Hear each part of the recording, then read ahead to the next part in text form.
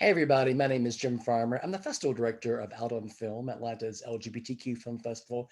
I'm also an arts reporter for Georgia Voice. I am very happy today to be speaking with Chris McKim, who has made a fascinating documentary on David Wojnarowicz that opens Friday called Wojnarowiczs. So thank you, Chris, for joining us. I'm happy to talk to you about the film. Thanks so much. Thank you for having me and Sure being thing. willing to talk about it. Surely. So what made you want to tell the story? When I sort of first had the idea to make the movie, it was July 2017. And so it was after the election, and I was in the midst of, the same sort of early meltdown that I think a lot of people were. And I was trying to find a project that I thought could make me feel better about things. And that's when I realized that, I was aware of David's work, but I didn't know a great deal about him. And just one day I sort of like went down this wiki wormhole and realized that there was all this story and all this amazing work. And there wasn't a lot of people didn't really know him. And at the time it was 1 year before the Whitney retrospective was about to open. So I knew that was coming too. And that really, it seemed sort of like a perfect opportunity to sort of explored this story. And to me, David is such a queer hero. And I think that there's growing up in the 80s, pre-internet, in Western Pennsylvania, I didn't really have access to things like queer heroes. And the fact that there was somebody like David living at that very time, when I could have used him, living his life, and the opportunity to kind of like take his story and prop him up and kind of expose him to a new audience was really the kind of guiding factor. Did you know a lot about him before you started this? I mean, not to the degree that I came to know. I knew the basics, which is, like, oh, here's this angry young man and he'd been a hustler, and I had read some of the essays, but through the course of the film, and because I had access to all of his audio and like these very intimate tape journals, I kind of, it was no longer about like doing this historical portrait, but really kind of telling the story of this person, David, who I came to know through this audio, and kind of sharing that experience.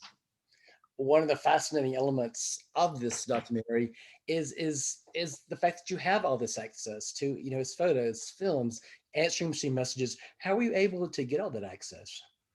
Well, David kept everything, Okay. and after he passed away, his estate, which is managed by PPOW, which was the final gallery he was with, they sort of turned everything over to NYU. So there's this amazing collection at the Fales Library at NYU. That has hundreds of David's personal stuff, is hundreds of audio cassettes, and thousands of papers and journals, and 500 contact sheets. So we had like 10,000 images to work with from there. But it's a really great collection, and they've done a really great job of also organizing it. So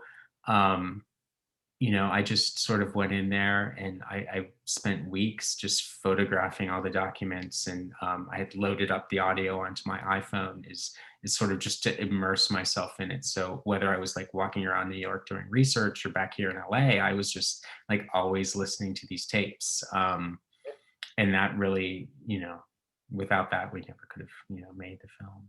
Yeah. What's it like working on a film in which you had that much access? I imagine there was probably a lot that you simply couldn't use.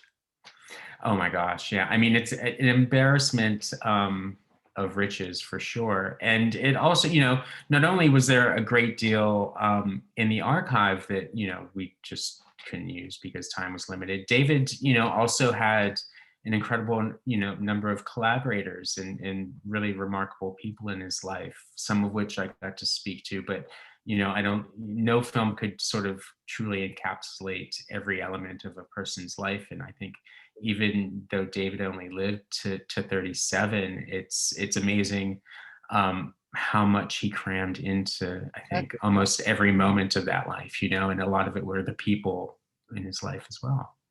What surprised you the most as you were going through all of this amazing access and films and archives you had. Yeah, honestly, it was all surprising. I mean, there's so many crazy things in those tapes. I mean, some of them are the stories he shared. Some of them are just, the messages people left. And I think I was very pleasantly surprised that, I think that the answering machine tapes to me are like one of the most remarkable things. And, we spent hours and hours and hours listening to them, but there's just something about the way some people, like Peter Hujar or David's sister Pat, who are only represented through these audio tapes, but you get like a real sense of kind of who they were and the relationship to David just from the tone of their voice and these messages that they would leave. And so that to me was an unexpected, I guess, surprise and something that I really enjoyed. Yeah. Why do you think David's work wasn't as known or as appreciated at the time as other people of his era?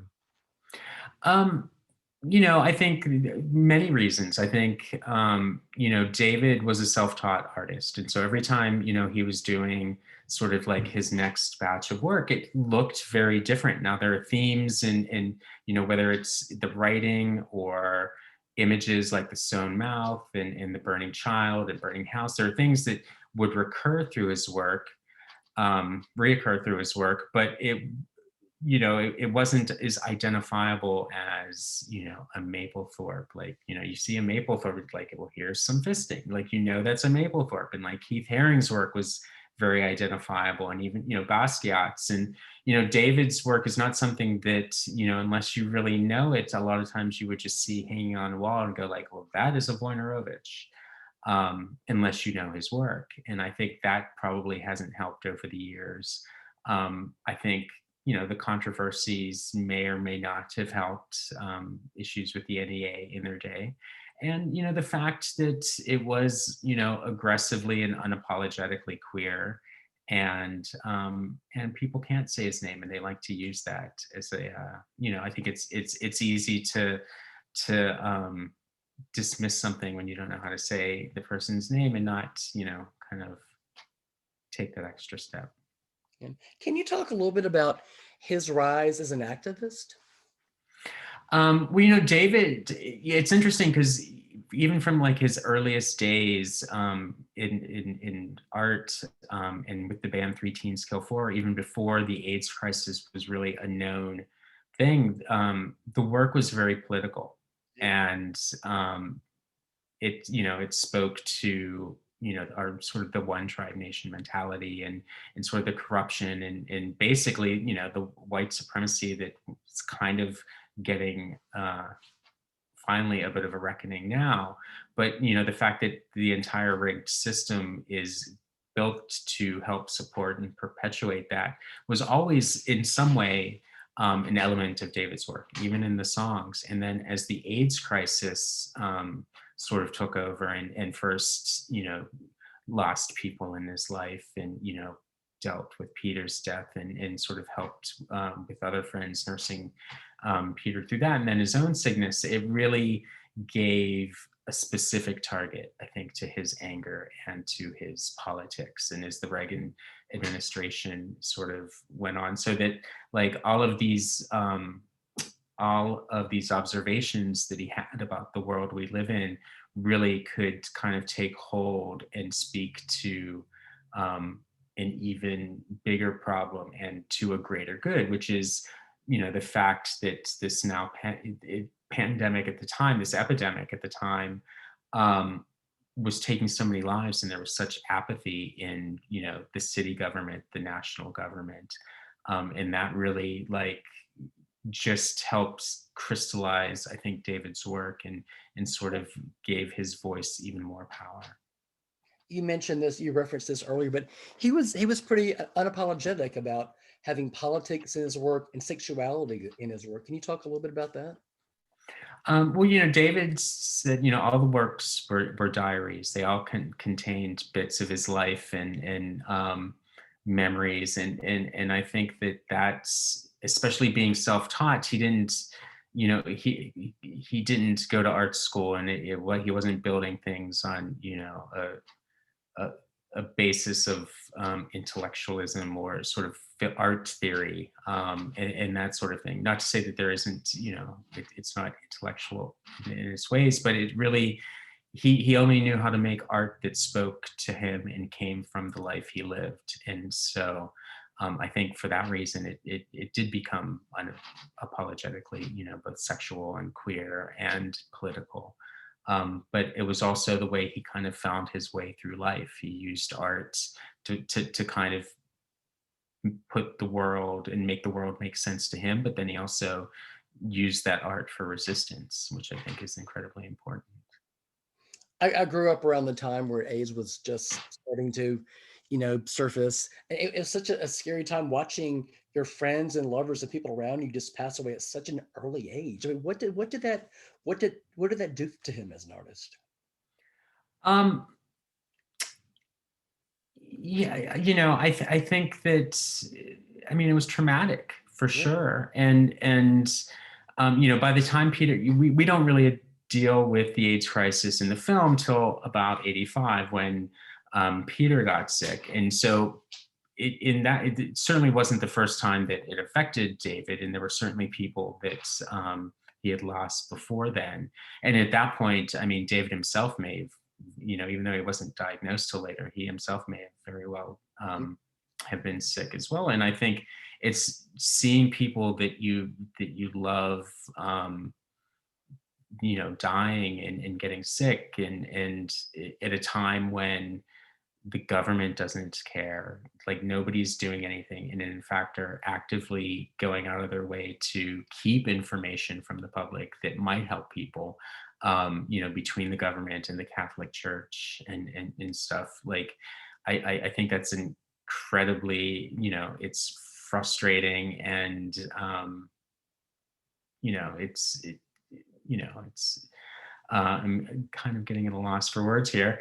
But I think it really helped, again, just kind of crystallize what he could do through his art, because there was a thing that he could kind of point to and try to make a change about.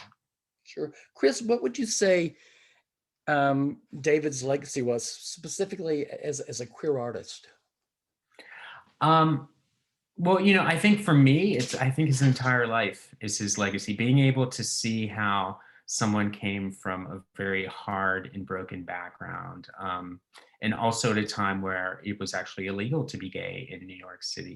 At the beginning of his time there, and to overcome these personal tragedies, and to look at the world around him and see that things are falling apart, and still want to both challenge himself to make better art and to teach himself new skills, but also to make a difference with that art, I think is the legacy. As he says in the film, if the work we make as artists doesn't contribute to the resistance, we're helping a system of control become more perfect. And I think it's that kind of call to action that David always put to himself that is important for, I think, everyone who is now coming to his work maybe for the first time.